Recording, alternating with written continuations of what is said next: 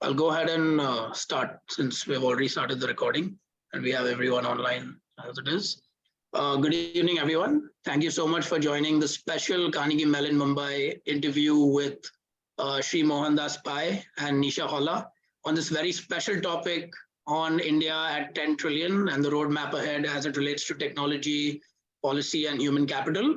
My name is Ashay Doshi. I'll be running today's interview along with Akash Agarwal, who will be running Q&A. Before we start, I would love to invite Rekha Koita to say a few words of welcome for Mohandas ji and Nisha, as well as our audience. So, Rekha, over to you. Thank you, Ashay. And thank you for all the effort, Ashay, in putting this event together and organizing such kind of wonderful speakers for us. A very warm welcome to Mohandas ji as well as to Nisha. Nisha is also a CMU alum from 2013. So that also, I think we have two very special guests, each one special in their own way.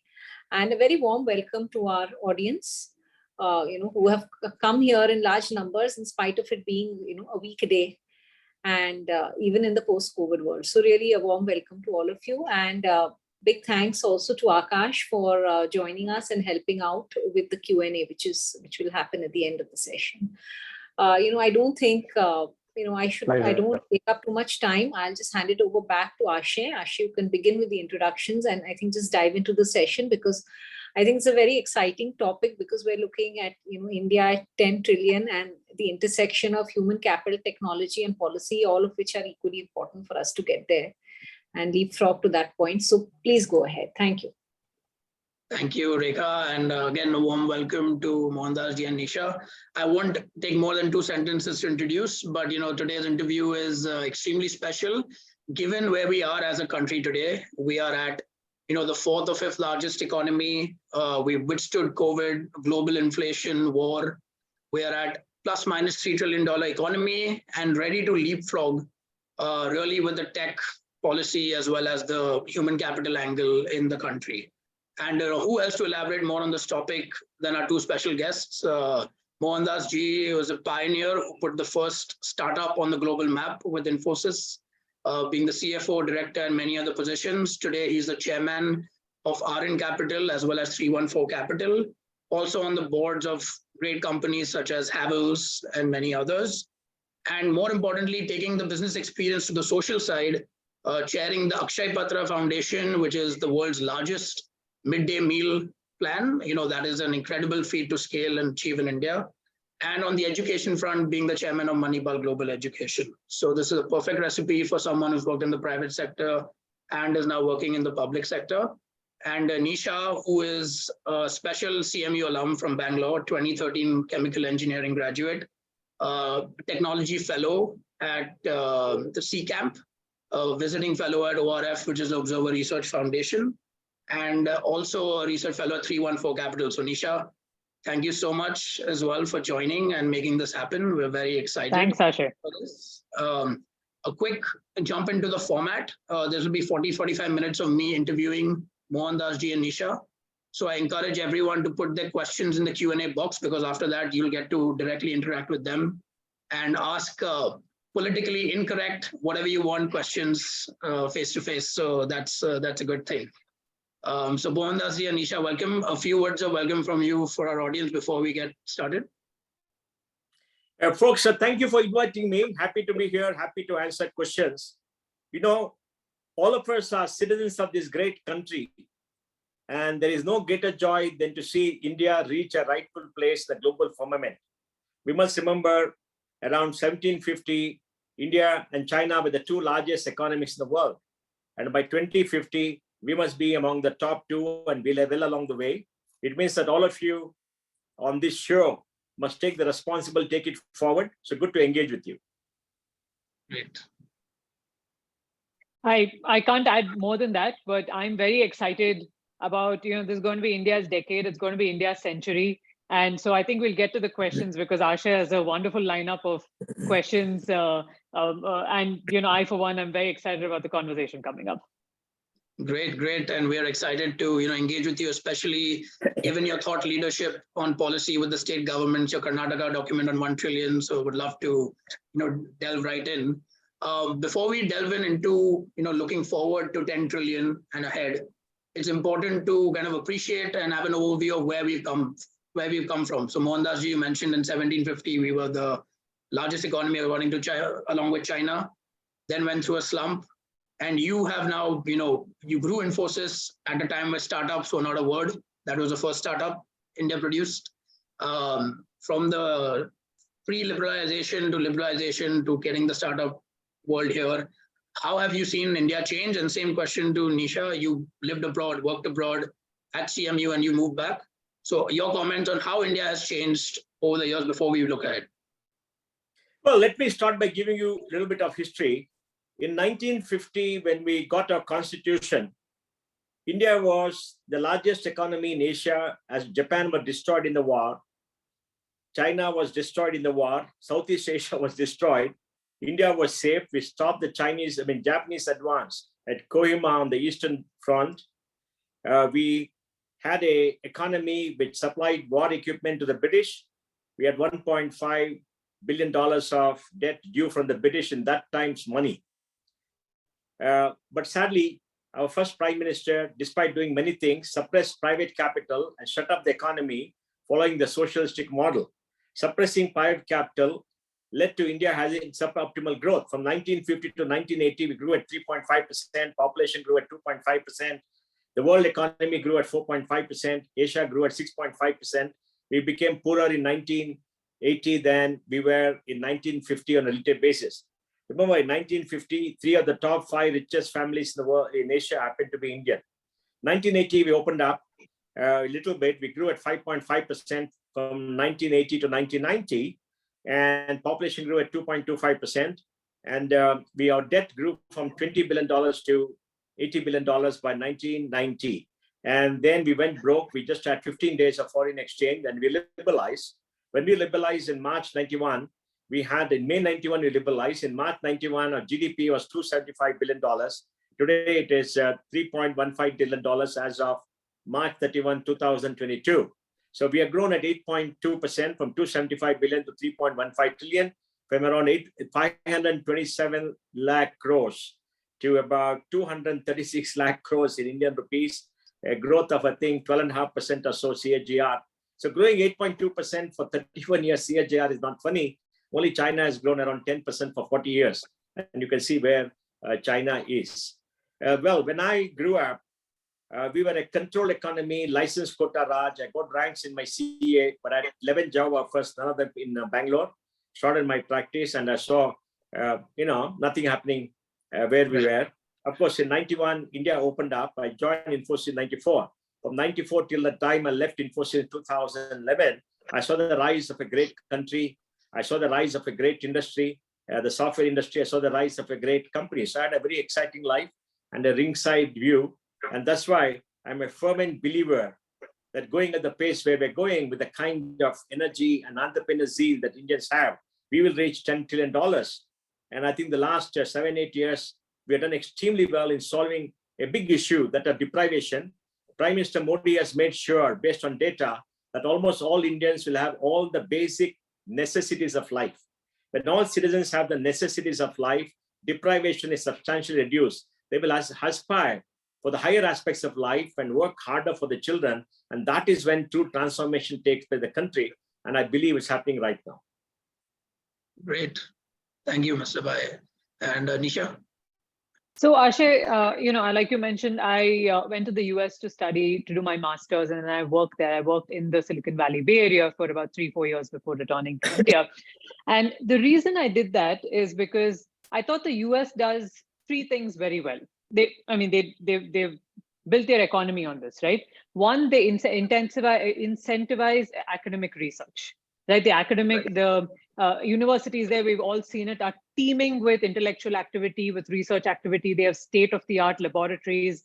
All the intellectuals of the world, not just the US, are in those universities, right? So they've done very well with incentivizing, with giving them non-term funding. The second thing they've done very well is generating and protecting intellectual property. So they're very good at coming up with R&D and then protecting it. And so that's why they are where they are today. They've built their socioeconomic development on it. And the third thing they've done, which is very important, is they do indigenous procurement, right? Now, the largest client of Google is the American government. The largest client of Lockheed Martin is the American government.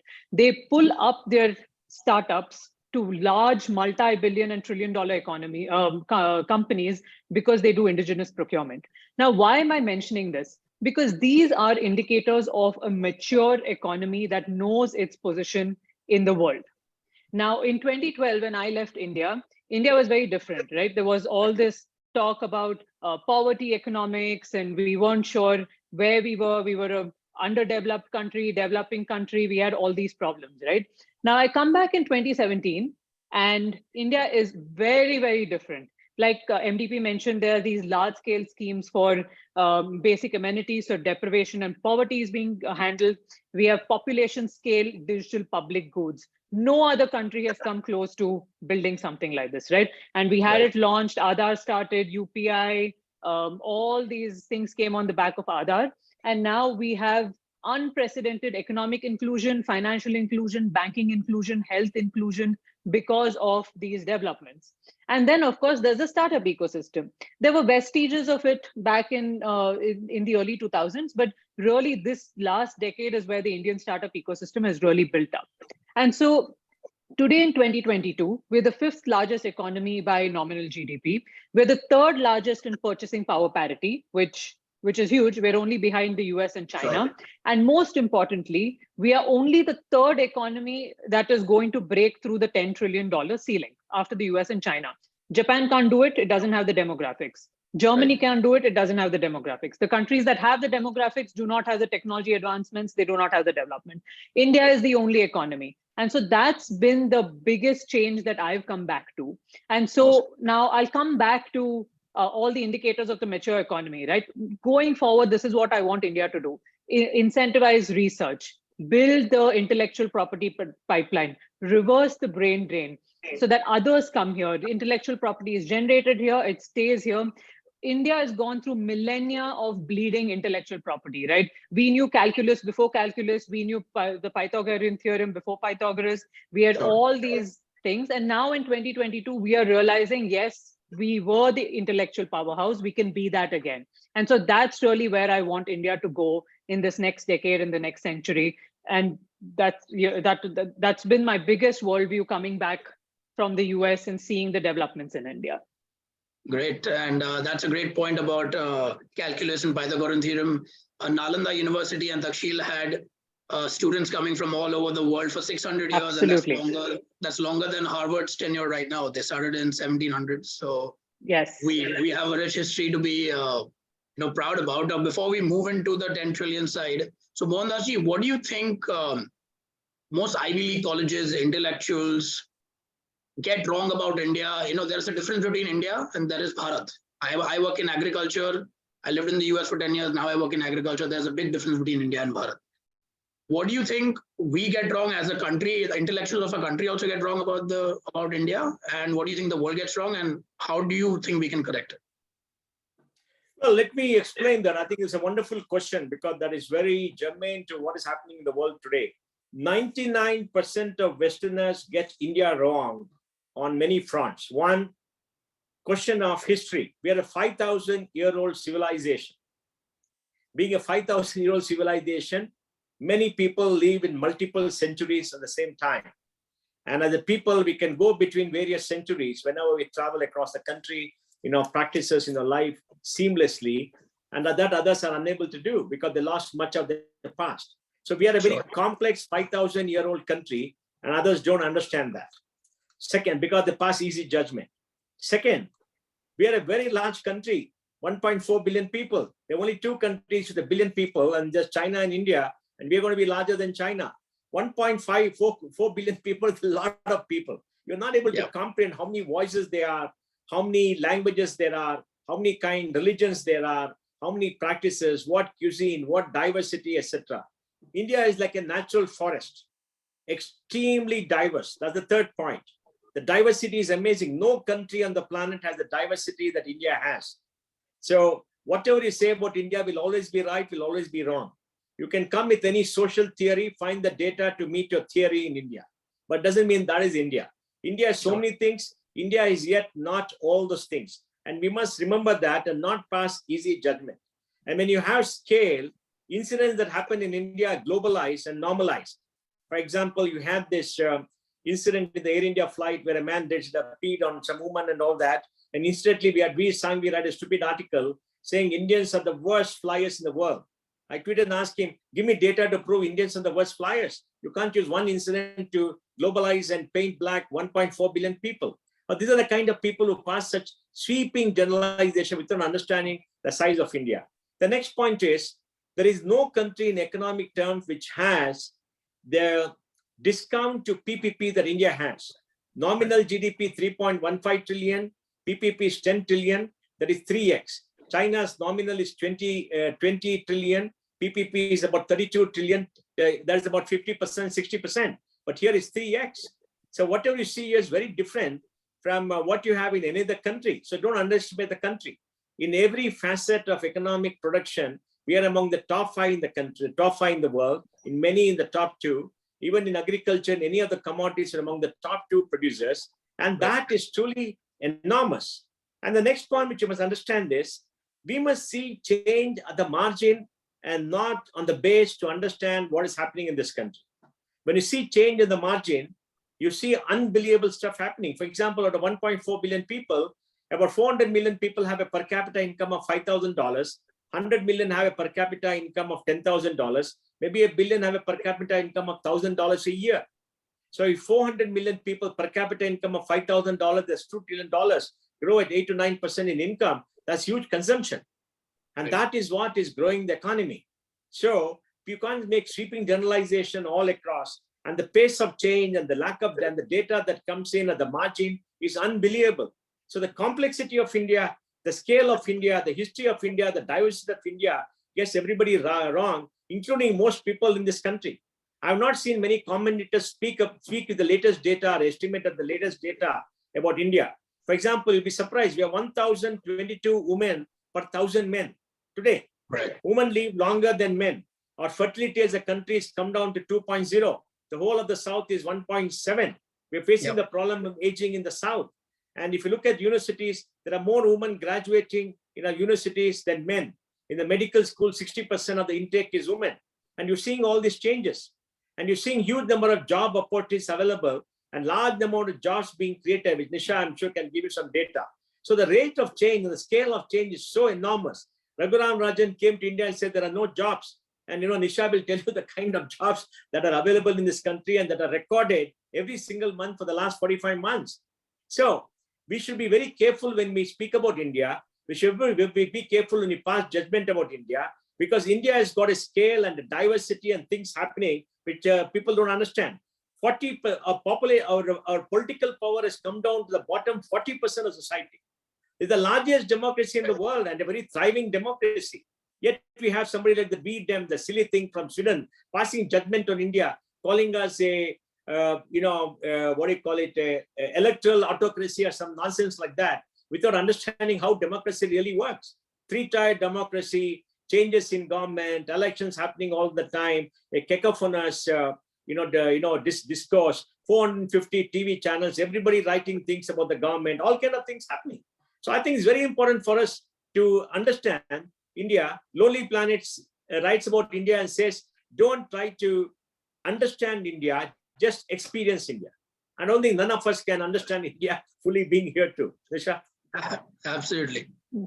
No, I agree. And I think the biggest problem with India is the problem with the way people talk about India is they talk about numbers, right? We're 1.4 billion people. So anything happens, it's going to happen in large numbers.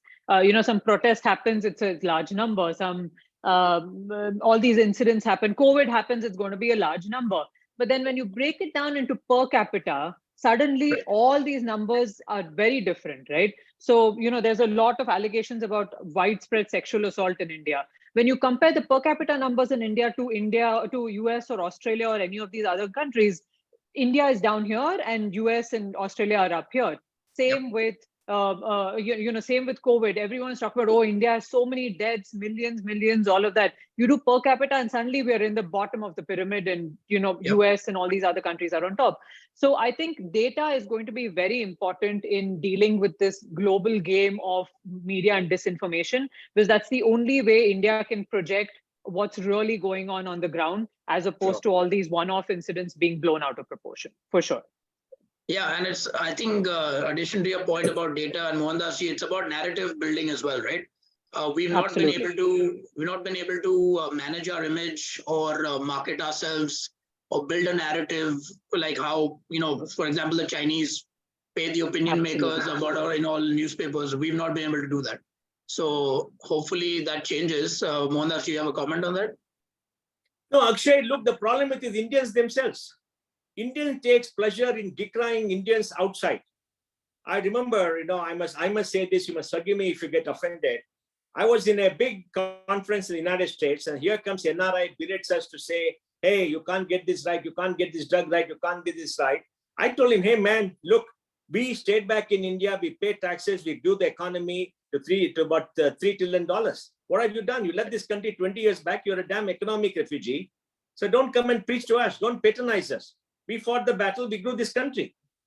And you just left and walked away because you wanted better economic benefits. And that's fine, that's okay. You're a free person, the free country, you can go where you want, but don't come and preach to us. So there are many people who have a tendency to preach down, tendency to look down upon India. Please remember, we are the only civilization which has decided that we are a part of nature and not a dominant force in nature. We have recognized as a civilization that all of nature's creatures have a right to live on the planet. We don't kill unnecessarily. We don't take from nature much more than required for a survival civilizationally. And we learn to be sustainable. Sustainability is there in our blood. Now, the Western narrative is to dominate nature, to say that all of nature's creatures belong to man. Man has to dominate, man has to conquer, man has to do that, consume more and more and more. We are not. And that's the way we live our lives. Because for us, the higher reality of life is more important, because the purpose of life is what our life journey is all about. Our attitude to life is very different. We are seekers, not followers of dogma. When you're seekers of truth and not the followers of dogma, you will see the world very properly. So we have nothing to be ashamed of anything in this country. Whatever happens to the country, nothing to be ashamed. When human beings come together in such large numbers, so many things happen. And they happen irrespective of anything else. We've seen in the US, the rioting that happened before the election, they could not even count the votes. They had this rioting going up to the Capitol. So many things happen. We don't see the condemnation for that compared to what is happening every time something happens in India. We had maybe 100,000 people squatting in the farmers protest. But 100,000 people is no revolution in this country. It's peanuts. It's a very small part in a very small part of the country, yet it got blown up as if the whole of India is on fire. I mean, it's a joke. So we Indians have to understand India. Understand means appreciate India for its scale and build a proper narrative. We are 17% of humanity. We have more claim to the earth, the planet, than a small country of 5 million like Sweden, or a small country of 65 million like the UK, right? We are 4 times the size of the United States. Yes, we are not as rich as the United States. That's very true. But please remember, the British looted us of $45 trillion as per Utsa Patnaik from Columbia University from 1750 to 1947. So we have been a rich country throughout the history. So I think we Indians have to create the narrative, and that's why all of you have to do things. I see that quality versus quantity debate. Please remember, quality comes after quantity. Let's be very clear about it. Quality does not come by squeezing quantity. The IMs have the philosophy of having 100 seats for long. It makes no difference. In the first 40 years of the 5 IITs that came up, 70% went abroad. They didn't benefit India in any manner, right? Now, 70% of the IITs want to stay in India because they see greater opportunities in India. So I think we need to build the narrative. We have to build this country. This country belongs to us, and we can't sit outside and dash on the country. Absolutely. I think that makes sense. And your point about 100,000 farmers, if you look at CNN today, it says 250 million farmers, and they've gotten away with, that's still on their website. That means they said 25 crore people are protesting, and that's just, absurd. But to your broader point, Nisha and Mohandas ji, about, India is almost like a continent masquerading as a country, right? Every state is different. The average Goan is 2 times richer than the average UPite, and average Bangalorean is maybe 12 times richer than the average UPite. So in your report, you very astutely mentioned the differentiation between the economy. So Karnataka has 66% services. Gujarat has 43% manufacturing. So where do you see the balance between the states? We need to have a good balance between all the sides of the economy. We've seen the US that has outsourced its manufacturing, and it's a post-industrial economy of tech, finance, and law, and not really actual manufacturing. And we can see what's happened in the socioeconomic fabric today. Middle America is different from the coasts. So how do you think India can strike the balance between manufacturing, services, agriculture across states? And what can policy, how can policy be amended for that?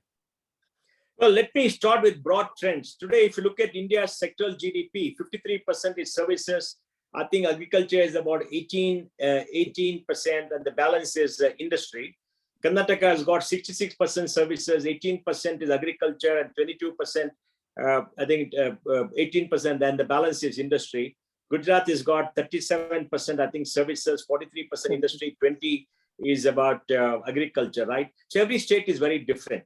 UP has got, I think, about 25% agriculture. And, every state is different. Why every state is different? Because the human capital in every state is different. For example, in Tamil Nadu, 53% of the young people aged group of 18 to 23 go to college. In Karnataka, it's just about 32%. In Kerala, it's about 36%, right? In UP, more women graduate than men, and their GER is just about 28, 29. India is 27. So we see this kind of diversity all across. But what has happened is the South has advanced much more socially, economically, politically than the North. And the North has not advanced, in my view, because of the lack of any social reform that has taken place in the South. We're not at large social movements. Telangana had the Marxist movement, the Naxalite movement, etc. The Dravidian movement happened in Tamil Nadu, good or bad. The communist movement happened in Kerala.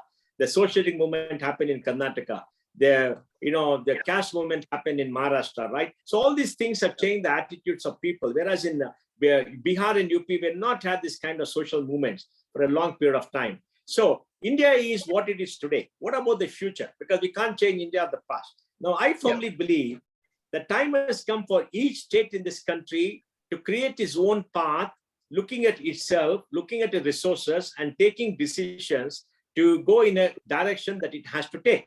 For example, Karnataka has got an aging population. By 2032, we'll have more people dying than being born. And we have to educate our younger people. We have to focus on the quality of education. We have to focus on high-tech manufacturing. We have to focus on creating logistics. And we have to focus on the export market and become much more global, right? Uttar Pradesh has to focus on more labor-intensive industries in the eastern part of Uttar Pradesh. They have to build logistics. They have to improve school education. They have to improve higher education. They have to improve high-tech industry in the western part near Delhi. And they have to focus on tourism to draw people in, because the per capita income this year could be something like 85,000 rupees, as against India, which is 2 lakhs in the latest year, right? They're much below India. And the Bihar has got a per capita income right now, 55,000 rupees, I would imagine. And, the urbanization only 13% in Bihar. So each state has to look after itself, create a prospective plan. I'm very happy that Karnataka is getting a plan to be $1 trillion by 2032. Maharashtra and the Fadnavis set up a group. Tamil Nadu certainly set up a group. Yogi has set up a group. If every state set up a group to study its economic condition, do something, it'll be wonderful. And if you look at the finance of the government, finance of the state government, central government, you'll be very surprised. This year, possibly, the center and the state will spend 80 lakh crores. 80 lakh crores is $1 trillion. There's a lot of money. Right. 80 lakh crores, a lot of money. And 30% is only spent by the center and 70% by the states. So the action is in the states. And the states have to take. Sadly, they all depend on the center to take decisions. Center can take it, and the center has done it in terms of spending on railways, spending on roads, spending on the ports, coming out with policies, having a social security safety net and all that. But states have to develop. So each state developing in its own genius, we see a very different country happening. And then there's going to be migration in various forms to take care of jobs and labor movement. Today, we see a lot of migration coming from the north to the south. And we don't see much migration going from the south to the north. And the labor coming from north to the south create challenges for the south, create opportunities for the south, and challenges for the north. And one of the things that happened when migrants went back to UP after COVID, since Kejriwal shut down Delhi, is the fact that the people with a lot of talent and experience went back to UP. And now UP's infrastructure has got all these experienced, talented people. And Yogi is trying to make use of them. Look at that unforeseen thing that happened, right? So all these things are happening all over. So what I want to say is, each state within the Union of India has to look after its own economy. They will have a lot more thinking. We need a Niti Aayog-like organization in each state. They have to come out with a plan. They have to invest in the places where they are. They cannot be something like an all-India strategy. The strategy for India will be a summation of all the strategies to see where exactly India as a country should put in appropriate policies. And once you're able to do that, it will go. Now, do we have the resources? Yes. 42% of central taxes, excluding customs, go to the states. Like I said, states spend 70% of the total spending. So states have got enormous amount of spending power, and they have to do that. And many states are doing that. So they have to come up. Now, whether industry or services, let me say this. We need labor-intensive industry to take care of people at the bottom of the pyramid. We want jobs. We need higher income for farmers. So farmers have to be connected to markets, to agri-techs. We need research and R&D to create an innovation-based economy. For example, Bangalore per capita GDP is $10,000, $11,000. $11,000 a middle-income country, right? So if you look at various states, we need very different things in various states. And I think that is what has to be done. Nisha? So I think to add to all of that, India is a very unique combination of a demographic dividend and advanced technological capabilities. No other country has these two opportunities coming together. Now, while we handle the advanced technological capabilities with R&D and incentivizing academic research and all these other avenues, it's absolutely necessary to make sure that demographic dividend is taken care of. So we cannot afford to miss the boat on manufacturing. And in my opinion, we have lagged a little bit on that. China is vacating the labor-intensive industry market that it has dominated for the last 30, 40 years. So, living costs have risen there, labor costs have risen. And so labor-intensive industries are vacating China. Vietnam has taken it up. Bangladesh has taken it up. Indonesia has taken it up. Given the size of their populations and economies, they have grabbed a larger proportion of the labor-intensive industries vacating from China than India has. It's a huge opportunity for for India.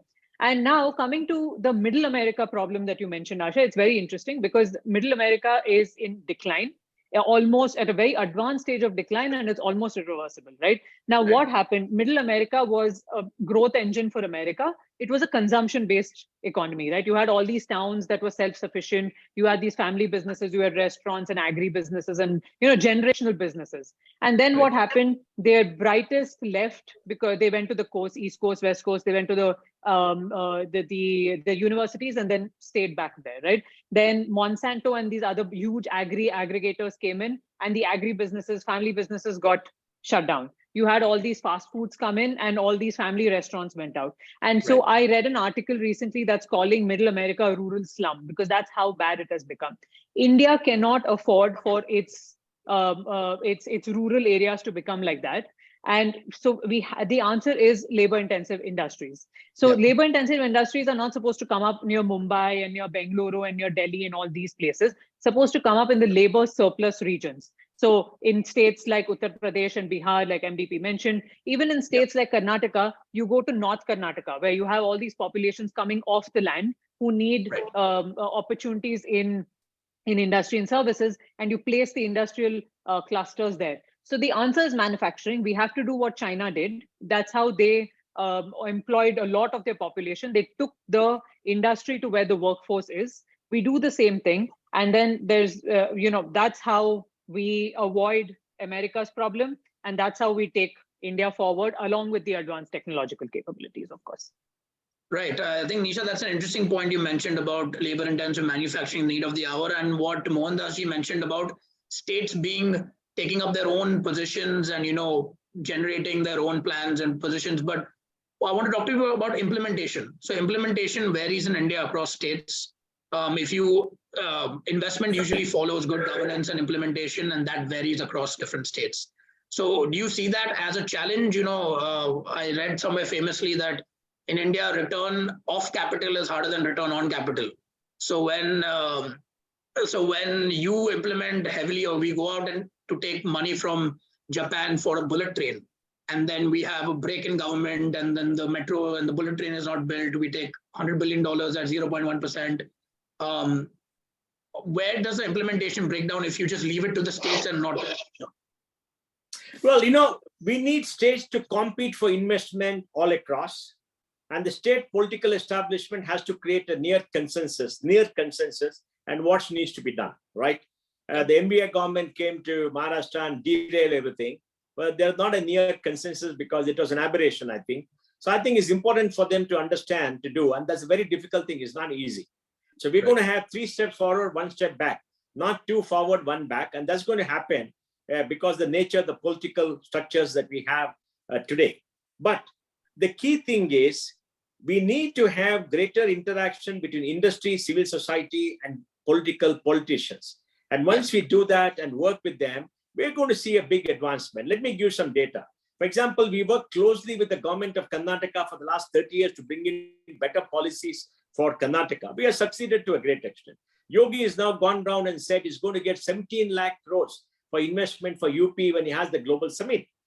Maharashtra has already done that. It's got a huge amount of investment. Rajasthan did that. Karnataka did that. Tamil Nadu is doing the same thing. So they're all going hunting for investment.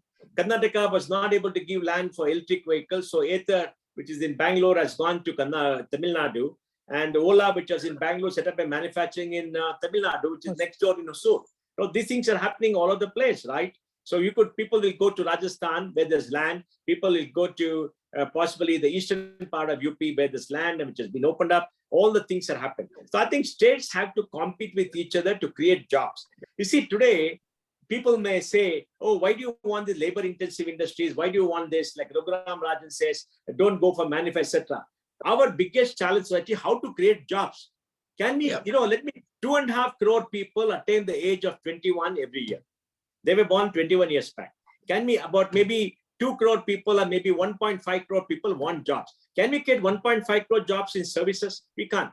When you consume, you need industry, right? So you have to have industry. What kind of industry? Can you put in auto plants? They're all automated. Can you put in a refinery? Huge capital and automate, right? How will people get jobs? We need labor-intensive industry. China exports $200 billion of garments. We export $50 billion. We export $50 billion. We export totally $50 billion of textiles and maybe about $20 billion of garments. Bangladesh exports $50 billion of garments. You understand? So once you look at all that, we need, Bangalore's got 500,000 people in the garment industry. Why should they be in Bangalore? Why can't they be in North Karnataka where labor is cheaper? Right? Because a labor-intensive industry is for people to get jobs, to keep body and soul together till they develop higher level skills and the purchasing power to consume better. And then we need jobs for highly educated people. And where will the jobs come? It'll come in financial services, it'll come in IT, it'll come in distribution and in technology, right? And I think that's very important because technology is disrupting. We have about 5 million people employed in the IT software service industry. We have another about 1 million people employed. Bangalore has 2.3 million people employed. By 2025, we'll have 10 million people in technology, possibly more than the United States. Of course, in terms of sophistication, we could be 2 or 3 years behind. We need the jobs at the top of the pyramid, middle of the pyramid, at the bottom of the pyramid. We can't have one single policy all across. We can't say we don't need manufacturing. We need manufacturing. We need high-tech manufacturing. We need the auto industry to do well. Third largest producer of autos. Though in value terms, we will not be the third. We just beat Japan. Right? All the things are happening. We need the entire pyramid to happen at the same time because we are a continental size economy. But one thing we need to do, we need to have an outward focus and export. No country has grown in human history to a developed state without exporting. The United States did that in the 19th and 20th century, right? UK did that in the 18th and 19th century, right? Japan did that in the 20th century. Germany has done that in the 20th century. So we have to export and we have to do well. That means entire pyramid, we have to start investing. There cannot be one cookie cutter formula where that's not what India is. Right. And I think it's very tough to businesses that have to sell in India versus sell abroad. Like there is a big difference in businesses that try to make India the only market, which is why I have huge respect for Havells, for example. Like they've really sold in India and made that model successful, but not everyone can do that.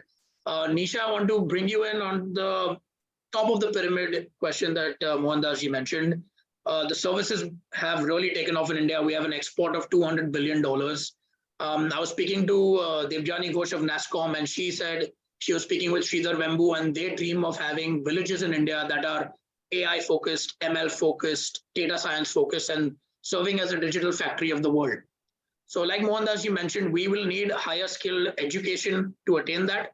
What is needed on the educational and upskilling and reskilling end to make that digital factory dream a reality? And how do we have to amend our education system or access to digital education?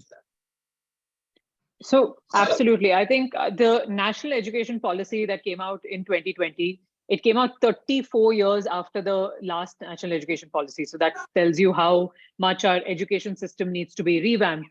And it hits all the right buttons because it focuses on technology, it focuses on open learning, it focuses on computational and numeracy, right?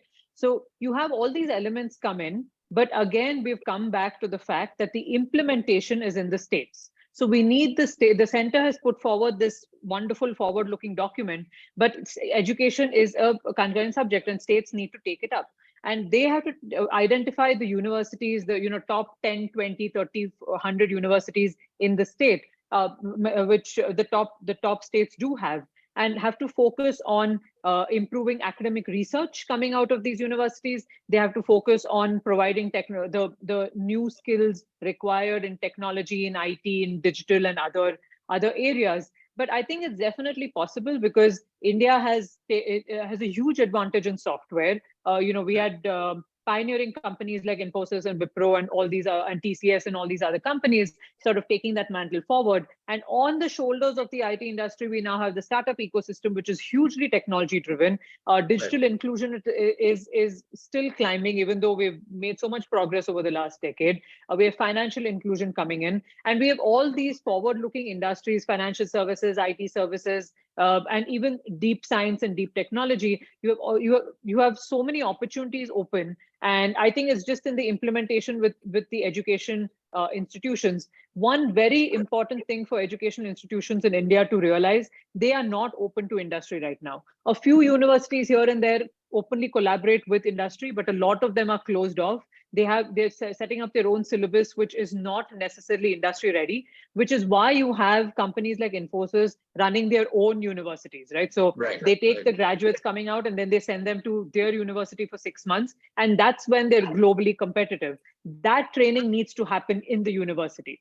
And so that's really, I think, where the implementation is going to happen, where universities open up to the industry and say, please come and tell us how to teach our graduates to become industry ready when they graduate. And that's going to be a game changer. Yeah, Akshay, let me give you some data. Akshay, Yes, let me give you some data. 26.5 crore, 265 children are in school, class 1 to 12. China doesn't have that. No country has that.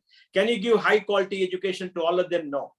Right now, maybe 30% get it. If we increase to 50%, will be very good. We have 1,100 universities, 55,000 colleges, 38 crore, 3.8 crore young people in college, 38 million people. About 1 crore young people, 10 million graduate every year. Can all 10 million get high education now? If you give very good quality education, 20-25% will be doing a good job. We're probably giving it to 10-11%. Now, at least 30% are very bright young people, right? We got enough human capital, we got enough human brains, and they will do very well. And today we have 700,000 Indians studying outside, out of which maybe 200,000 in our estimate may go there for actual studies. Balance are going there just to get a job outside and stay there and emigrate and do whatever they want. And that's fine. That's perfectly okay. The scale of India is what we have to be very careful about, because no country in human civilization at any point of time has been able to give high quality to all of them. And national education policy recognizes that and creates a three-tier classification of universities. The top are the research-based universities. That will be small to produce masters and PhDs, for which they announce a 50,000 crore for research, 10,000 crores here. They're not funded it. They hope they fund it this year. Second will be teaching cum research institution, which will be good institutions where there'll be 80% teaching, 20% research, which will be the balance will be community colleges, which could be 60%, where people go to get an ordinary degree. Then, we have a 16 lakh faculty in colleges. I mean, are you telling me all 16 lakh are superhuman beings? They're not. Even the United States, barring the top 20-25% universities, the rest will be very pedestrian, right? Even in any country in the world, the same problem. So we have a problem of scale. And next, we don't have research funding. So if you look at education, we need research funding to come up. One, okay? And government has to do that. Otherwise, it will not come. We only spend 5,000 crores on research in universities, which is less than what one university does. And we can't expect much more unless we spend money. Second, we need a national scholarship program to take the gross enrollment rate up from 27 to maybe 50, because so many students can't afford education. 65% of kids are in private colleges. They can't afford to pay the fees. And it means government has to do it, and all of us have to sponsor one young person of education, right?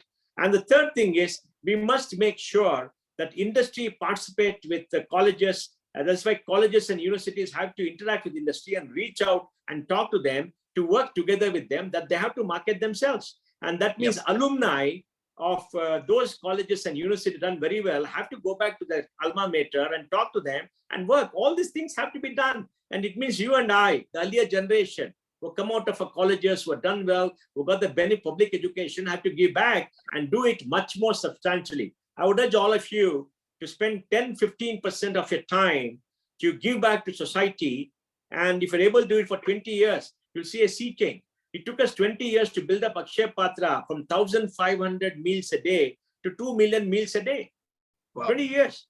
And it's a lot of time. We had 70 kitchens automated. It is a huge management struggle, a logistic challenge, and hygienic challenge to deliver high quality food every single day in time to 2 million kids. Remember, it's so all these things. So that's why I keep saying scale, scale, scale.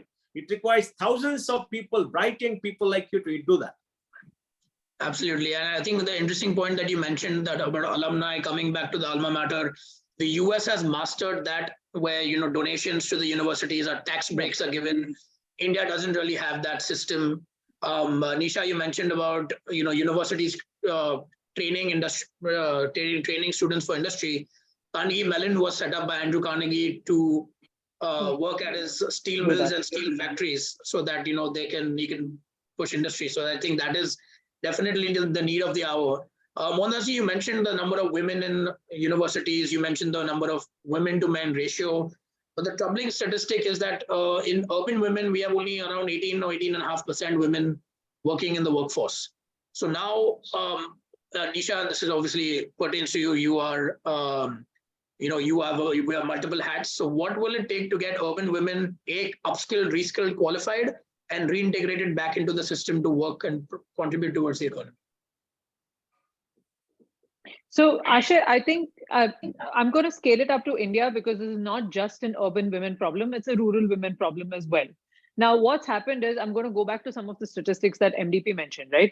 So aspirations have risen and women are going to college in huge numbers. The gross enrollment ratio of women in higher education exceeded that of men for the first time in 2019-20, and it's going to keep increasing. Uttar Pradesh, surprisingly, which graduates the most number of graduates in India, 15 or 16 lakh every year, about 8 or 9 lakh of them are women. What happens is, these women then go back home. They cannot commute as freely as men, maybe, for whatever societal reasons. But they cannot access jobs that are commensurate to their graduate degree around them. So what we have to do is, if we can't take women to the workforce, we have to take the workplace back to the women. And so that's why having these industries come up all over India is going to be a game changer, because at the moment, it seems like a quantity issue, right? Okay, you're going to have a labor intensive industry come up near that town. But what will happen, right? That labor intensive industry runs for 5 years, and then they realize they need technological advancements. So then they'll get a technology unit set up there. Then they'll say, okay, we don't want to keep importing this technology. We want to build this technology ourselves. So then they'll get an R&D unit. They'll get a productivity unit. They'll get a supply chain unit, right? And all of these are graduate jobs. So while it seems like you're setting up an industry cluster and you're going to have this semi-skilled labor and this unskilled labor coming in, it then builds up that system to where you have graduates who can come work there. They take up managerial positions, they take up research positions. And that's really key to getting women into the workforce. And that's what China did. China took the workplace to the women. They went to all these rural towns. They said, we are setting up an industry. Come find work here for your skill level. That's what India needs to do. And I have a feeling that when this revolution happens, urban women will also go back into the workforce because they're going to see all their compatriots going into the workforce all over India, and they're going to say, why are we being left behind? And so then they're going to go find a commensurate job for themselves. In these industries come up all over India, the men who are migrating away from these towns into cities and taking up these jobs are now going to go back to their towns. And so suddenly it leaves a lot more opportunities for the urban women to take up those positions, right? So that that's really where that churn is going to happen. You bring in these industries, and then they're going to be labor intensive industries, they're going to be specialized industries, they're going to be services. It's all going to pull up the economy. And then suddenly there's so many opportunities for so many people. And that's really going to be the game changer, I think, for women as well. Great points. Mohandas ji, anything to add to that? Yeah, you see, if you look at Karnataka, if you look at the South, for example, you find a lot more women in the workforce than, let's say, Bihar and UP. And if you look at data very carefully, the amount of women in the agriculture sector has come down. So the women part of the workforce has come down because as they become richer, women don't go do menial jobs. They don't. Right. They do menial job because they got nothing, no way to fill the stomach and take care of the children, right? Once the male gets more money, they rather spend home and not do the menial job. So the participation comes down. If you look at the EPFO data over the last 4 years, EPFO is a formal system where you have to pay social security every single month. It publishes monthly data across 190 industries by gender, by 5 age groups, by states. Enormous amount of data. Last month, 26% of all the new entrants were women. 4 years back, it was 20%. It is going up. And why is it going up? Nisha said there are more jobs. I don't think there is so much of gender discrimination against women, that people prefer men and don't like women. When you are desperate, you don't have people for jobs. You don't look at many things, right? I remember in the IT industry, the people used to laugh for the BPO that trespassers will be hired. I mean, we never looked at gender, we never looked at ethnicity, we never looked at any background. All we said is, if you got 2 hands and 2 legs, you got a head on top, you pass our test, please join. That's all. I mean, we hired the people, thousands of people. Why do you do that? Because, we needed human capital. So we got to create a situation where there are a lot of jobs happening, and that will create the situation where women come and job. But we must accept one thing in this country. We are a conservative society where family is extremely important to most people. And when you have a child, many people drop back. I remember in Infosys, women who had a child only came back 55%. We put in policies like 2 years sabbatical. We put in policy like a crèche outside the office, part-time work, many years ago, 12 years ago, and mentorship and all. We took it up to 85%. 85% is very good. Now, the gig workers, the gig system will bring back women who become empty nesters. If you got a brilliant woman who studies, get married, has a child, possibly gives up because she wants to look after a child, invest in the child grows up by 40, 42, you become an empty nester. Then if you have the gig economy, by a little bit of training, which is available today, plenty, you can go back to work. And that is also happening. So the key is you have the enabling ecosystem to get more people into jobs. In Bangalore, yes.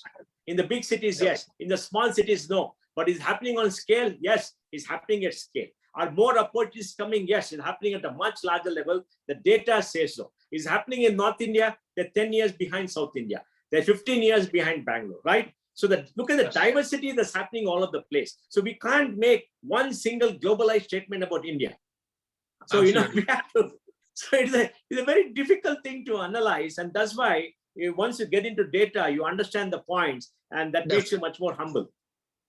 Absolutely. And I think your initial point about you need to experience India to really understand India. I mean, us living in India, we don't understand it. So let alone Harvard Business Review is not going to understand India and write a case on it. So we are at 7:53. So, and there's a lot of, as you can see, vigorous debate. Akshay, let me just summarize. To get to $1 trillion, from 3.15 trillion to about $10 trillion by 2032, we have to grow at maybe 8.2, 8.3% in dollar terms, maybe 6 to 7% in nominal terms. The rupee dollar will work itself out, 4 to 5% inflation, 11 to 12% in nominal terms will reach that. Now, what should we grow? We will see the workforce diminishing in agriculture from 41% to maybe 30% in the next 10 years, because coming down by 1%. We have to increase the workforce in industry. We have to increase the workforce in services. And in agriculture, we have to connect farmers to market, because we are major producers in everything, but farmers get maybe 85% of cereal market price, fruits and vegetables, and milk products and animal husbandry is a larger part of the agriculture value add than wheat and rice. Wheat and rice actually maybe 15, 20%. All cereals have come down to maybe 35%, right? So we have to get them closer to market to increase their income, and that will take care. We have to make India an export hub. We exported about $55 billion last year of agriculture. We got to take it up to $100 billion. Then we can have agriculture surpluses to be export, so they get better money. That's one. Second thing, in industry, we have to have labor-intensive industry. We got to have high-tech industry. We need massive urbanization.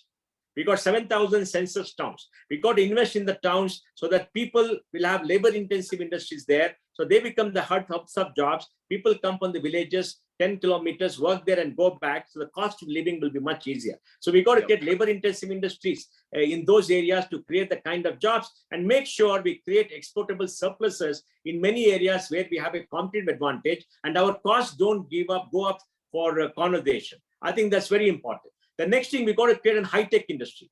And high-tech industry to invest in innovation, R&D, PhDs, etc., to make sure that we can do that. Bangalore has 300,000 people in chip design, more than China, more than Taiwan. Now, how do we make sure we have chip packaging rather than going for chip manufacturing? Yes, we need chip manufacturing. So we got to invest in that, right? And then we have got to get a logistic network.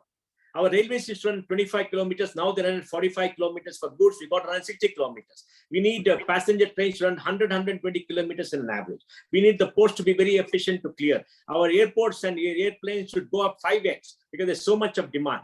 And the road network should go up so we can travel from Bangalore to Delhi, 1,700 kilometers in maybe 15 hours, right? So we got to do all the thing. A logistic network has to be built to lower the cost of logistic. Logistic, 14% of GDP. After GST has come down to 12. Now it's come down maybe to 11. You must bring it down to maybe 7 to 8 in the next 5 years, right? And then we got to take care of people at the bottom by having a social security for everybody so there's no deprivation. We got to take care of the poorest districts so that their living standards go up by concentrated action, right? So there are many things done. In fact, Nisha has written a report, which I think I'm sure she sent to you, India 2030, where she has told all the 9 or 10 things that have to be done, which are big sticker items. And I think if you people read that and distribute to everybody, I think it'll give you an insight of how we can reach. But the most important thing to me, Akshay, all of you should work 10% higher, 10% more, and smarter, of course, and spend 15% time on the greater social good to take this industry up, because all of you are highly educated, highly schooled, brilliant people, and you must do much more. Absolutely. And I think at least on the agriculture front, I'm trying our best with our agriculture company to connect the farmers to the market. And, the key here is to work together and work with a guided principle and move forward accordingly. Mohandas, as you can see, and Nisha, there's a lot of vigorous comments in the questions, as always. So that's good. So what I'm going to do is unmute the folks who want to ask a question. They'll ask you a question directly.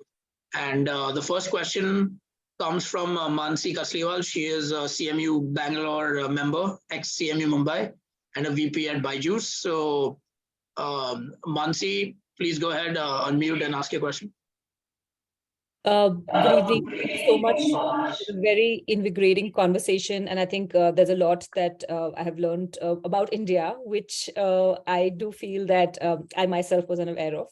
But a quick question to Nisha, actually, is that we've been talking of decentralization of jobs and taking jobs to rural India for the last 10-15 years now, especially very actively after the establishment of the Ministry of Skill Development and Entrepreneurship, where the entire intention was to decentralize manufacturing and also the service industry and create jobs and train people for employability skills at the rural India level. Now, I think the development on that front has been slow. So the question to you here is that between the multiple stakeholders that are out there, between the industry, between the government, I think the tussle still is whether it's going to be industry-led or whether it's going to be government-led. So if you can throw some light on who takes the lead there and some very specific action items for all of those stakeholders to really make it happen, to look at the implementation now. So great question, Mansi. Thank you. I think we have to understand that the government cannot create jobs and wealth beyond a certain point, especially in this open market economics that India has adopted, right? So it's the government's mandate to make it easy for entrepreneurs and for enterprises to create jobs and create wealth. So, for example, if the government incentivizes what we are now calling a special employment zone, right, where there is labor. So in Uttar Pradesh or in North Karnataka or wherever there's labor, incentivize these enterprises to come set up there, give them incentives. So give them land incentives, water, power, utility incentives, give them budget incentives. So for example, if you give them an incentive saying we will incentivize 130% of the salaries and wages of your employees who come to work at this enterprise, if you set up in this special zone, 2 workers who come from a radius of 10 kilometers or 50 kilometers or whatever have you, then that's really how you incentivize these job creators to set up jobs for the population in that area. Because you're giving them a very clear message. We want local employment. We are laying out all these benefits for you. It's your job to come and give them the job, to give these people the employment. That's really how I think we should look at government and industry playing together, because it's the industry's strength to set up the most efficient factory, to manage the labor, to bring in the technology required. It's the government's job to make it easy for these people to do so. That's my take on it. MDP, anything to add? No, nothing. I think, look, let's say, like Nisha said, pick up the 300 poorest districts. Right. Give them 10 crores a year for 5 years to create good infrastructure in the biggest towns. Invite all labor-intensive industry, tell them you'll give a tax break, like Nisha said, 130% of all the cost. So they'll be tax-free for 10 years, right? And you'll find a lot of people going there. Right. Because, now the road network has been built up, railway network has been built, but the power situation is very good. And if the living conditions become good, they will go. And I think if that happens in over 5 years, we can easily create 1 crore jobs a year in those particular areas. And look at the purchasing power that comes into those areas. Because so much of wages are being paid, money is being pumped in, purchasing power comes. Why should there be 500,000 people in the garment industry in Bangalore? Why can't there be, let us say, in a place like Gadag, in the north of Karnataka, right? Because Gadag, infrastructure has to improve, and give them a tax incentive, they'll go there.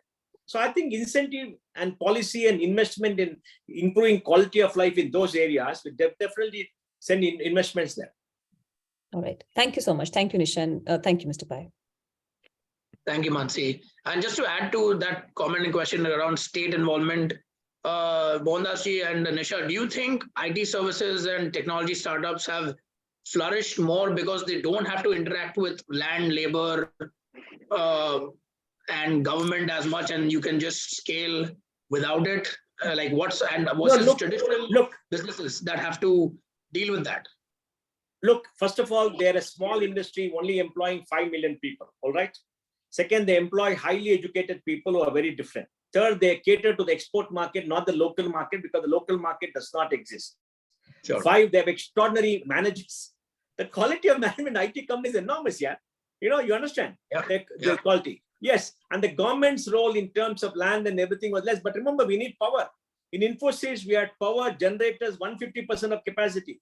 We had wastewater treatment. We had water purification. We had UPS, 150% of requirement. We had to put in all the infrastructure. We had to run a bus service. We had to run a laundry service. We had to run a huge catering service. We had to run a huge hostel, 11,000 rooms. We had to create a campus, invest. Come on, we did all that. Am I right? We did all that, okay? Yep. Is the government didn't do it, we did it. Well, did we interact? We also interacted. But people may say that, it is because of less. It is partially true, but it's also because we were export-oriented and we are a very different industry. We are smaller, so it worked. But the IT services not the solution to India. The solution in India is large-scale labor-intensive industry to give jobs at bottom of the pyramid, large-scale exports out of that like China. Look at the top 10 Chinese exports. You'll be astonished. What toys is one of the biggest exports, Toys, $100 billion, right? You look at all that, who makes toys, right? Yeah. And no, auto is also there. Now we are becoming big auto exporters, right? So you need all of them. Then on top of that, you need a service industry, you need entertainment industry, you need tourism to come up, you need logistics, you need roads. So it's a very complex problem, but it's come together today. Today, if you look at logistics, is very good. If you look at infrastructure, is very good. Power is very good. All we require is a rapid urbanization. Why urbanization? Urbanization creates concentration of human activity. Concentration of human activity creates specialization. Specialization increases productivity. Increased productivity leads to increased income. Right. Good point. So I'm going to unmute Mr. Subbarao, who's had a lot of comments and a lot of discussions. And then maybe that's going to be a debate here, so it'll be good. So Mr. Subbarao, you can go ahead and unmute yourself. I think you had a good question about how China and Japan after the World War and South Korea even rebuild themselves at the same time as India had to go through a rebuild. So Subbarao, please unmute yourself and ask your question.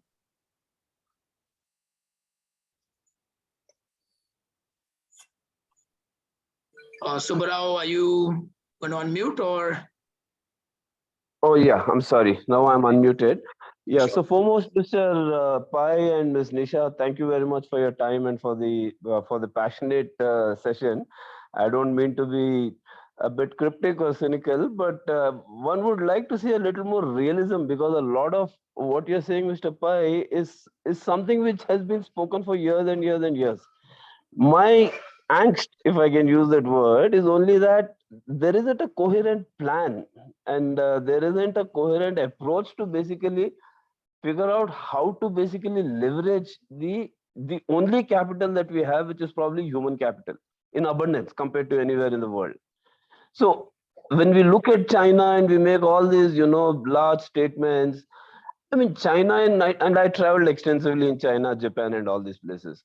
I mean, China worked to a plan which was incidentally a very, very manufacturing-oriented plan. It started in 1984, just as the same time when Rajiv Gandhi ji took over here. I mean, there was a thought to basically build factories for the world. It got augmented through cost structures. I mean, I have worked on manufacturing capacities, designs for plants across for Asia. I've worked with very large multinationals myself. But the cost structures just don't permit, because there is one aspect of saying make in India, but on the ground reality, all these are dead on arrival. So there is so much of work that needs to be done in terms of rationalizing, streamlining, the fundamental elements of cost elements. And you, Mr. Pai, you are a chartered accountant. You will know this much better than most of us. Can you please comment on how do we get to the reality rather than the philosophy of, we all want to see India be great, right? And, Subbarao, yeah, please. Subbarao, to leverage human capital, which is the biggest strength of India, we must Absolutely. create a structure where business is incentivized to employ people. Do you agree? 100%. But where is that employment happening? Let me finish. Yeah, please. Till now, we have always incentivized capital and given tax breaks and capital subsidies, because we look at investment in terms of capital invested, not jobs created, and we have to change that. For that, we have to bring in a labor-intensive industry policy in the country.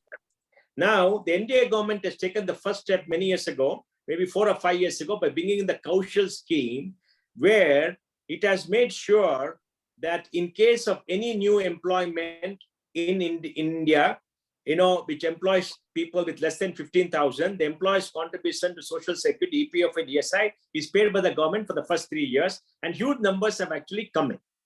Okay, although they're taken as a baby step. So what we are suggesting is, Karnataka has put in a labor-intensive industry policy, but they're not put money behind it. So we have been urging the union government to, one, like the aspirational district program, identify 300 poorest districts, bring in a labor-intensive industry and say, if you go there and hire people and pay ESI, PF, we will give you a tax break for 130, 140% of the total wages that have been paid.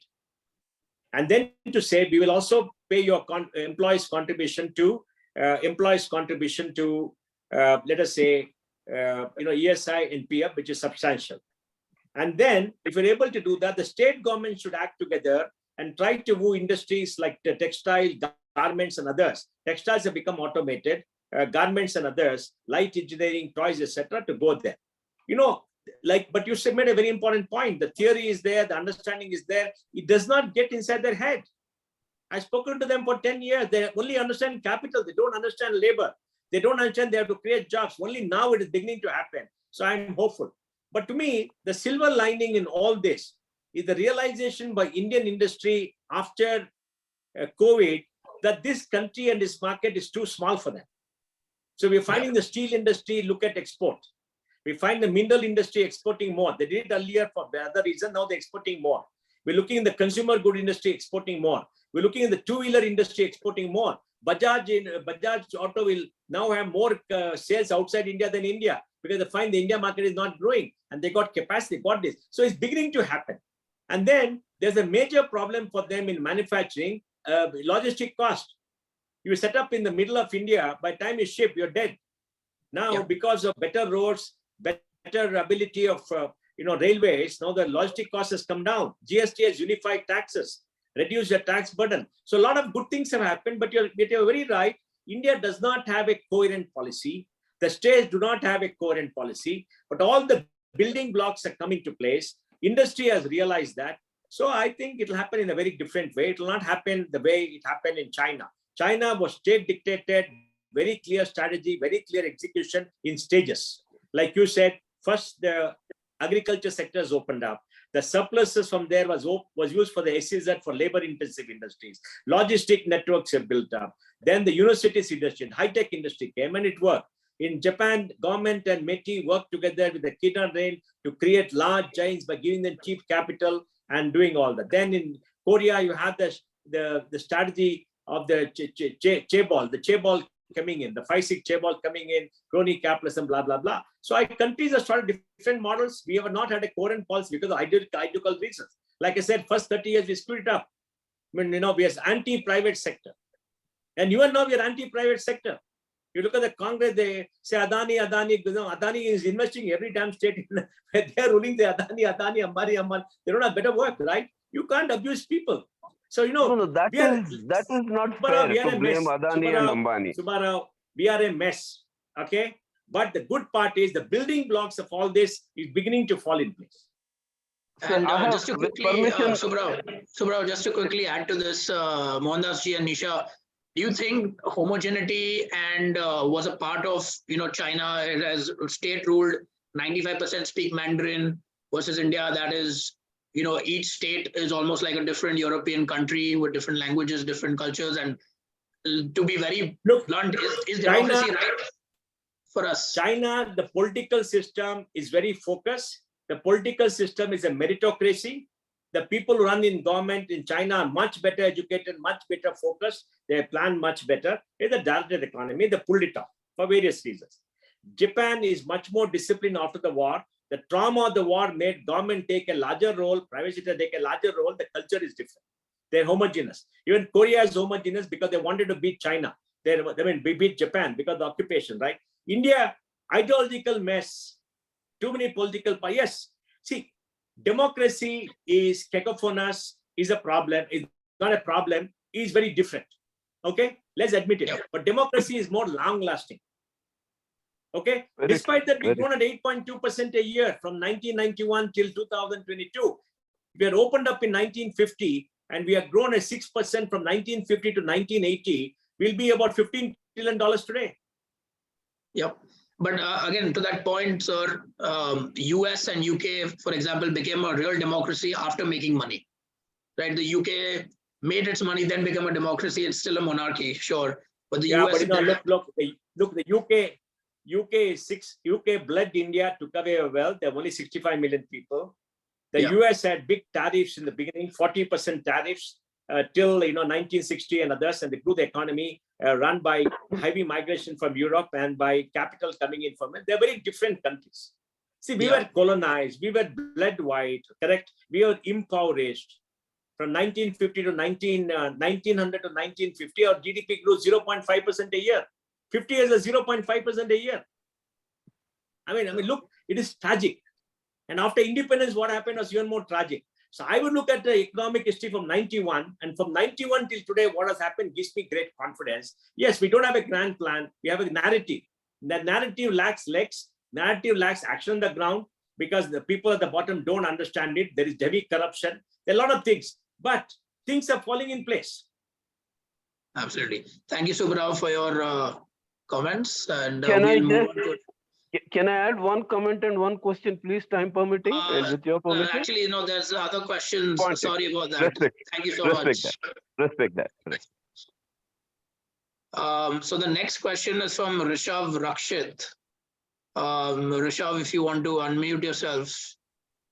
Oh, yeah. Hi, thank you so much. Thank you for this session. So I just wanted to ask, in terms of urbanization, concentration of, individuals and talent, that's important. And how exactly is it going to look, right? So like, and, there was a mention by Ashay as well about digital villages. How is it exactly going to look in a country as, diverse and like India? Like, I mean, we do see templates like NEOM in Saudi, where they try to give us at least an aspiration, as extravagant as that is, right?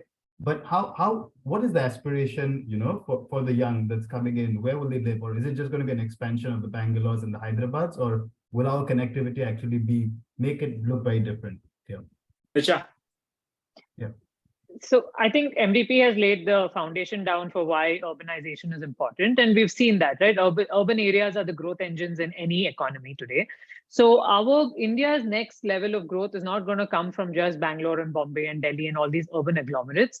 We have to pull up the next 5,000 towns in India. So I think we have about 7,000 census towns per census 2011. There's talk that in the new census, there's going to be almost 2,000 more towns being added to our roster, right? So pick 5,000, 6,000 of these towns all over India strategically. And again, I know we're repeating ourselves, but bring an industry there. Like that's what's going to make the difference. Pick those 5,000, 6,000 towns now, develop them before the population runs there, right? The problem with Bangalore and Mumbai and all these places are the population is already there, and now they're trying to find place to widen the roads and put the metro and all these problems. These towns, it's important for us to get there at the beginning, which is right now. Put in the metro, put in electric buses, put in housing, wastewater, sewage, all of that. Deal with it right now. And then these become very attractive places for people who want to leave their villages, but don't necessarily want to come to Bangalore. Bangalore does not have enough opportunities for the number of people who are coming in today. It just has opportunities maybe at the top of the pyramid, middle of the pyramid, the bottom of the pyramid, it's just not there. And the city is reeling under the lack of infrastructure, right? Instead, if these people go to the smaller towns, their wage that they get may not be as much as in Bangalore, but it will buy them a lot more. And so you have to have these towns develop, you have to have opportunities near these towns. So that's where these industrial clusters become really important. And now you have people migrating to these towns and they're living close to their villages. So they're not losing contact with their hometown or their village, but they're living in a place where they can get a decent living wage, where they can pull their family up.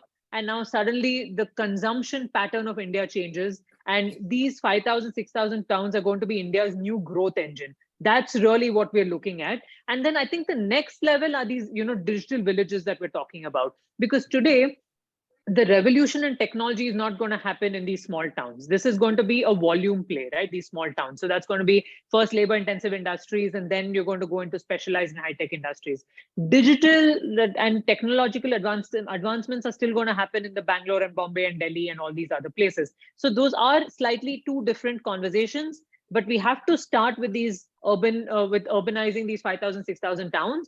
And then in 10, 20 years, when these are developed, then of course we can have these digital villages all over India because the aspirations are going to be there.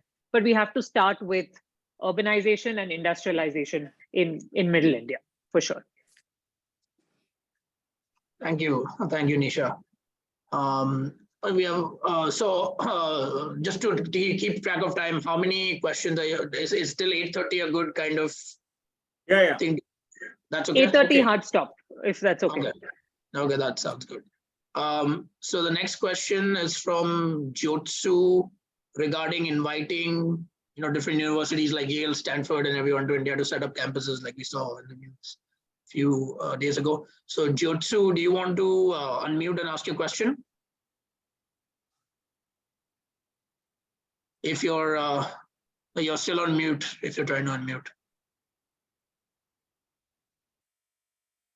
Okay, I think they've not unmuted themselves, but you can So I comment think on. in the Yeah. I personally think it's a great idea because the aspirations are there. You and I traveled to the US to go to Carnegie Mellon University for a very good reason. It's an excellent university. Now, if we can have the top 100, top 200 universities around the world set up centers in India, I think it's going to be a game changer because you're going to have this human capital reside in India. You're going to have all these infrastructure in academia come up in India. And now suddenly Indian universities are going to look at this new level of competition, which they have not faced before. And that will challenge them to up their game. And that's really going to be the game changer. So we need these universities to come in and set the tone, because I think most Indian universities don't realize the level of competition they're facing from global universities. And so I think that's going to be a very good eye opener for them.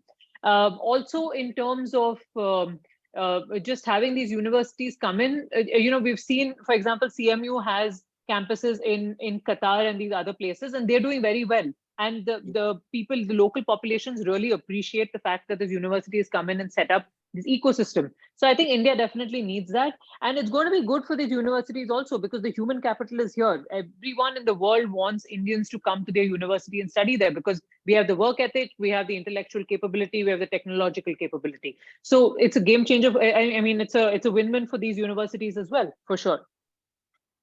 Absolutely. Absolutely. So given that we have 10 minutes, I wanted to ask a question to to Mohandas ji. So you mentioned about Infosys back in the day when you were 1994 first startup dealing with the government, dealing with power issues, etc., etc. So exciting times. Exciting times, the wild east. So what is your comment on startups then, which was Infosys, and startups today? Bringing in RN Capital 314, are startups today spoiled in the sense that such big access to funds and the world now? And what's your view on that and how to think about that? Look, those days there was no market. Service industry was starting. There was no product market. Now there is a market. Second, there was no capital. Now there's capital. Third, there was no human capital. Now there is capital. There was no infrastructure, right? So it's a very different era today, right? Now, we have created 5.5 million people by March 23. They're working in the industry. Maybe 3 million people have left the industry and gone elsewhere. So we created huge human capital. Many of them are working in the startup industry. And now there's a huge market in India, huge market globally. We have the digital public goods in India. Capital is flowing into India. This year, December 22, we got $25 billion. Bangalore got $10 billion. Previous year, we got $42 billion. Bangalore got 16. Before that, we got 12. More capital is coming in. And it's become easier to start a company today in products than earlier because in all the building blocks, technology blocks, the API system, everything is available. The economy is maturing. They want more technology, etc. So I think, it is a natural occurrence. If we had abundant capital earlier, we could have got it earlier. But please remember one important thing. Silicon Valley is only one place in the world. UK doesn't have it. Germany doesn't have it. Japan, nobody has it. Only Silicon Valley. Why is that? America has a GDP of 23 trillion. They got abundance of capital. They spend huge amounts on R&D in the universities. They got a huge local market. They got huge risk-taking capacity. All that is come together to create that kind of innovation and birth. I mean, we are a small economy at 3.15 trillion. For that, 87,000 startups, 12,000 startups funded, 108 unicorns, $500 billion of value being created, 1.5 million people employed, the third largest system in the world. It's unbelievable. This happened since 2015. I mean, please understand what has happened. Most Indians in this country don't happen. I remember for a long time in the service industry, we are all called cyber coolies. The left and all laughed at us and said, oh, you're all cyber coolies doing cheap labor. We did the most complex software for the biggest companies in the world. With JP Morgan outsource the trading engine to you to a maintenance or for writing code if they don't trust you for quality? Give me a break. Those idiots don't understand. So we've been abused so much, saying, oh, labor intensive. Because, in some Indians take pride in pulling down Indians despite not doing anything of any note in their lives. But today, things are much better. So I think this system will flourish. We'll have 250 unicorns by 2025. we'll have maybe $1.5 trillion of value created as against $500 billion of value created. We get another $150 million by then. So, we're seeing the rise of a new industry and a boom in the industry. And I think it's fantastic. And when you say value creation, I think that's an important point versus differentiation between valuation and value creation. Akshay, just get the money and become a billionaire. Forget it. Okay. Let's not debate that. Go get the money, man. Go get the money. See, the debate is a very, ongoing debate. It'll never end. Okay. It's been happening for the last 100 years. Right. See, you must be smart enough to sell and get more money. Keep the money and spend it cautiously. Don't run out of money. Money in the bank is like blood in the body, right? Yep. And hopefully it's with this new education system that Indians also learn to sell and, market themselves. Yes. We should learn to sell better. Sir, I spent 10 years in the US and I was talking to my brother. Ever in the US, since you grow up, you run a lemonade stand, you ask a girl to prom, you basically have to sell yourself since you're a child. And in India, you do that when you're 23, 24, when you start your job. So any comments before we end on like how Indians can, let me tell you, having worked in the software industry globally and we get 98% revenues from outside, I would say an Indian will sell a $100 stuff for $25 to a consumer and feel sorry for the consumer. An American will sell a $25 stuff for $100 and make the consumer feel he's got a great deal. So we got to sell like the Americans. Absolutely. Nisha, any comments on that? That's another thing the US does very well. Selling and marketing. Aniruddha has got a question. Aniruddha. Yes. See, Aniruddha has got a question. Sure, Aniruddha. Aniruddha, please unmute yourself. Hi, Mr. Pai. You have been like one of the stalwarts and who made I'm a 97 KGP graduate, then moved to Carnegie Mellon. You're the generation of the founders who created the spirit of entrepreneurship. I had a very simple question, very stupid one. When we're talking about this 5,000 towns and 7,000 towns to have the sewerage systems and the infrastructure, where is the source of funding? We don't have a muni market in India. Are we planning to develop a muni bond market or something to finance these projects? How is the financing? The union government saying 130%. Look, let me tell you, if the union government is able to give 20 crores a year, the state governments give 20 crores a year, that is 2 lakh crores. This year they spent 80 lakh crores. Next year they're going to spend 90 lakh crores. 2 lakh crores on that by adjusting the budget is not a money. Yes, we need a municipal market. We need all that. That will take some time because today the union government and the state government all borrow to the extent of 8 to 9% of GDP, which is very high. Exactly. Mm-hmm. So we have to reallocate our resources and our spending a little bit and try to find the money, which I don't think is difficult. It has to be done, and it can be done if the focus is right there. In Karnataka, we spend some 12,000 crores on digging holes for irrigation every year, or 12,000 crores, about 8,000 crores eaten away.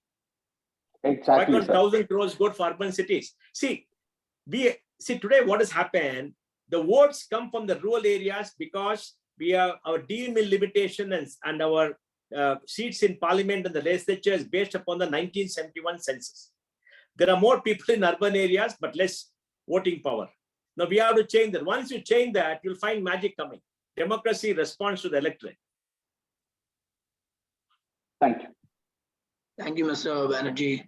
And so we are almost approaching 8:30. So I'll invite Rekha Koita to come and say a vote of thanks. Personally, Mohandas and Nisha, what I really got from this was not only the intersection of tech, policy, and human capital, but the point that we need to all work together on different angles, whether it's logistics, whether myself in agriculture, yourself in the financial services, and regardless of our political affiliations, not wish for the country to do badly just because we don't like a political leader or even on the state-wise. So thank you so much for this. Rekha, do you want to unmute yourself and give a vote of thanks?